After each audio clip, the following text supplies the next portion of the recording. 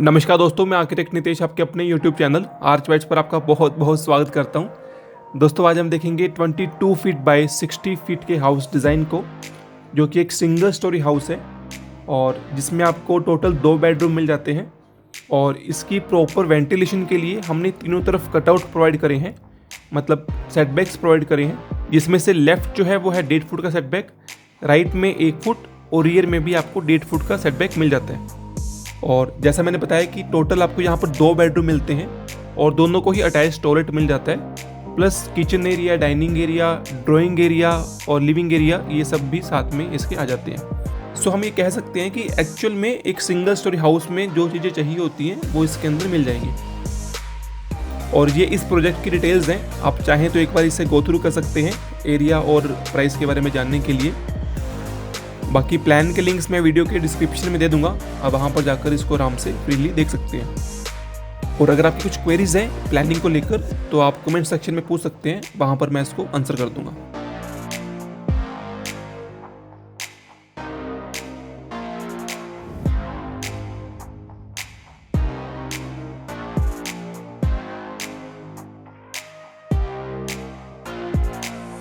और अब चलते हैं मेन गेट की तरफ।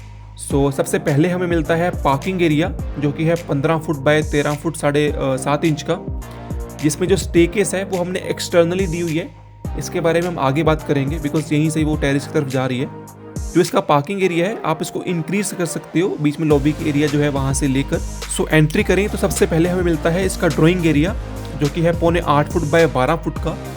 एक बिलो एवरेज स्पेस इसको कह सकते हैं, बट हमें ऑलरेडी देखिए एक लिविंग एरिया अलग से दिया हुआ है, तो ये सिर्फ गेस्ट के लिए है। बट आप चाहो तो इस स्पेस को इवन इंक्रीज भी कर सकते हो सेटबैक्स को रिमूव करके, और उस कंडीशन में जो नेचुरल वेंटिलेशन रहेगी वो फ्रंट और रियर पार्ट से ही रहेगी, राइट।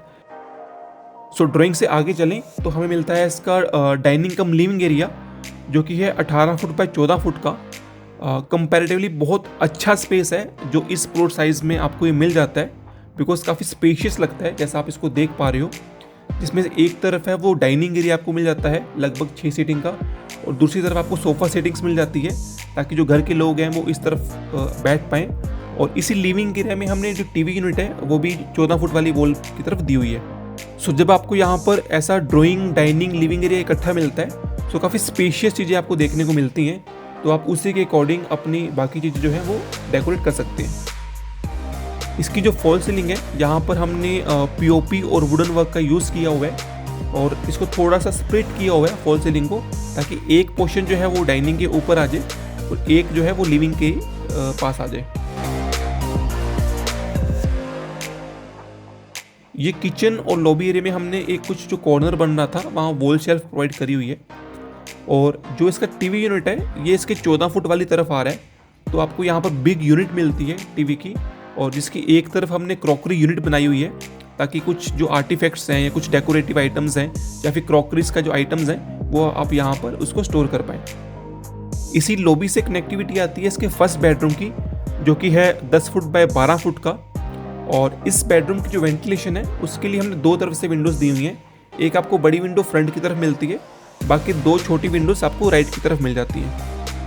और इसी में ही वार्डरोब स्पेस भी आपको मिल जाता है, जो आप अपने हिसाब से डिज़ाइन कर सकते हैं। इवन बेडरूम के सामने भी आपको एक टीवी यूनिट का स्पेस मिलता है ताकि आप अपनी नीड के हिसाब से उसको वहाँ पर भी प्लेस कर पाओ। सो इस बेडरूम के साथ देखिए एक अटैच टॉयलेट आपको मिल जाता है, जिसकी जो वेंटिलेशन है वो राइट वाले सेटबैक से होती है। सो ये था इसका फर्स्ट बेडरूम। तो अब लॉबी के थ्रू चलते हैं इसके किचन एरिया की तरफ, जो कि है अगेन 8.25 फुट बाय लगभग 10.5 फुट का, जिसको हमने पैरेलल किचन के हिसाब से डिज़ाइन किया हुआ है। और इसकी भी जो वेंटिलेशन है वो लेफ्ट की तरफ से हो रही है, 2 विंडोज हमने यहाँ पर प्रोवाइड करी हुई हैं। आप चाहो तो पीछे की तरफ भी एक कटआउट दे सकते हो डिपेंडिंग ऑन योर नीड। सो जैसा मैंने बताया कि पैरेलल किचन का यहाँ कंसेप्ट रह रहा है, इसमें एक तरफ आपको फ्रिज का स्पेस मिलता है, जिसके साथ हमने टॉल यूनिट बनाई है, जिसमें स्टोरेज के साथ ओवन वगैरह भी आ जाएंगे, और साथ में यहीं पर ही सिंक एरिया जो है आपको मिल जाता है। और जो दूसरी स्लैब है यहाँ पर आपको कुकिंग के साथ साथ रो कटिंग का भी स्पेस मिल जाता है। पैरेलल किचन देखिए हमने अपने अकॉर्डिंग करी है, आप चाहो तो इसको यू शेप में भी बना सकते हो डिपेंडिंग कि आपको कितना स्टोरेज चाहिए। अब लॉबी से ही कनेक्टिविटी आती है इसके सेकंड बेडरूम की, जो कि है 10 फुट बाय 16 फुट का। कंपैरेटिवली काफ़ी अच्छा स्पेस आपको मिल जाता है इस बेडरूम में, जहाँ पर आप चाहो तो एक सोफ़ा सेटिंग भी एक साइड में लगा सकते हो। और इसके बिल्कुल ऑपोजिट तरफ हमने एक वार्डरोब का स्पेस भी दिया हुआ है और कुछ laminated panels plus WPC panels का यूज़ हमने यहाँ किया हुआ है। और इस बेडरूम की जो वेंटिलेशन है उसके लिए देखिए 2 विंडोज़ आ रही हैं, एक रियर की तरफ आ रही है जो वहाँ का सेटबैक है, एक राइट वाले पोर्शन में आ रही है जो उस तरफ का सेटबैक है। और इसकी भी फॉल सीलिंग में हमने कुछ वुडन का यूज़ किया हुआ है POP के साथ। सो ये है इसका अटैच टॉयलेट जो कि है 8.25 फुट बाय 5 फुट का। काफ़ी अच्छा स्पेस आपको मिल जाता है यहाँ पर, जिसमें से एक जो पोर्शन है वो हमने शावर एनक्लोजर के लिए दिया हुआ है। बीच में आपको कमोड मिलता है और बिल्कुल एज पर आपको मिल जाता है वॉश बेसिन, ताकि जो ड्राई एरिया और वेट एरिया है वो प्रॉपर डिवाइड हो जाए। सो ये था इसका ग्राउंड फ्लोर। और अब चलते हैं इसके टेरेस की तरफ कि किस तरीके से हमने उसको डिज़ाइन किया हुआ है, राइट। सो जैसे मैंने बताया कि इसकी जो स्टेकेस है वो एक्सटर्नल है। सो गेट के बिल्कुल साथ ही आपको ये स्टेकेस मिल जाती है ऊपर जाने के लिए। आप अगर चाहो तो उसको मॉडिफाई कर सकते हो, बिकॉज अगर आप इसकी प्लानिंग देखेंगे तो आप खुद ही समझ जाएंगे कि इसकी स्टेकेस जो है वो लेफ्ट की तरफ भी आ सकती है।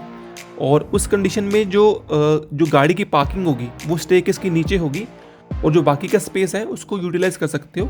चाहो तो बेडरूम ही आगे ले आओ इसमें, राइट। तो ये सब पॉसिबिलिटी रहती है। सो ये है इसका टेरेस डिज़ाइन, जिसमें से अगेन जो फ्रंटल पार्ट होता है वो हमारी कोशिश रहती है कि हम सीटिंग एरिया के लिए बनाएं, बिकॉज ये एक प्रॉपर यूटिलाइज भी होता है जब पर्सन, स्पेशली इनका ग्राउंड फ्लोर ही है। ये जो सीटिंग एरिया है इसमें हमने एक साइड पर छोटा सा वाटर फाउंटेन प्रोवाइड करा हुआ है, ताकि एक जो साउंड है वो अच्छी सी नेचुरल साउंड जो है होती है वाटर की, वो एक क्रिएट हो पाए और थोड़ी सी पीसफुल एनवायरनमेंट यहाँ पर बना रहे। और इससे आगे चले तो बीच वाला जो पोर्शन है ये पूरा वेकेंट है, जिसको हमने आर्टिफिशियल ग्रास करके यहाँ पर डेकोरेट किया हुआ है और एक छोटा सा झूला लगाया हुआ है यहाँ पर। और पीछे की तरफ जो है ये एक कवर्ड सीटिंग एरिया आपको यहाँ पर मिल जाता है, राइट। सो इस एरिया को आप चाहो तो अलग से अपनी नीड के हिसाब से यूटिलाइज कर सकते हो। आपको लगता है कि जिम बनाना है तो जिम के हिसाब से बन सकता है, बार एरिया यहाँ बन सकता है, ना योगा एरिया यहाँ बन सकता है। तो जो कवर्ड है वो 3 तरफ से कवर्ड है। यहाँ पर फोल्डेबल डोर्स जो है वो लगाए हुए हैं, ताकि जब भी कोई छोटा मोटा अगर फंक्शन भी हो इसको आप ओपन करेंगे तो ये बहुत अच्छा स्पेस आपको यहाँ पर देखने को मिल जाता है। सो ये था गाइस 22 बाय 60 फीट का हाउस डिज़ाइन। आई होप आपको अच्छा लगा हो। और इसी साइज़ में इवन हमने एक और वीडियो भी बनाई हुई है, आप चाहो तो उसको भी जाकर देख सकते हो। मैं आई सेक्शन में उसका लिंक दे दूंगा। बाकी वीडियो कैसी लगी प्लीज़ कमेंट्स करके हमें ज़रूर बताएं।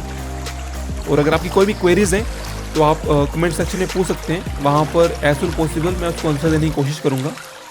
और वीडियो अच्छी लगी हो तो इसको लाइक कर दें, और चैनल पे नए हैं तो सब्सक्राइब के साथ ही बेल आइकन को भी दबा दें। बाकी प्लान के लिंक्स मैं वीडियो के डिस्क्रिप्शन में दे दूंगा, अब वहाँ पर जाकर इसको आराम से देख सकते हैं। वीडियो को अपना कीमती समय देने के लिए बहुत बहुत धन्यवाद दोस्तों। नमस्कार।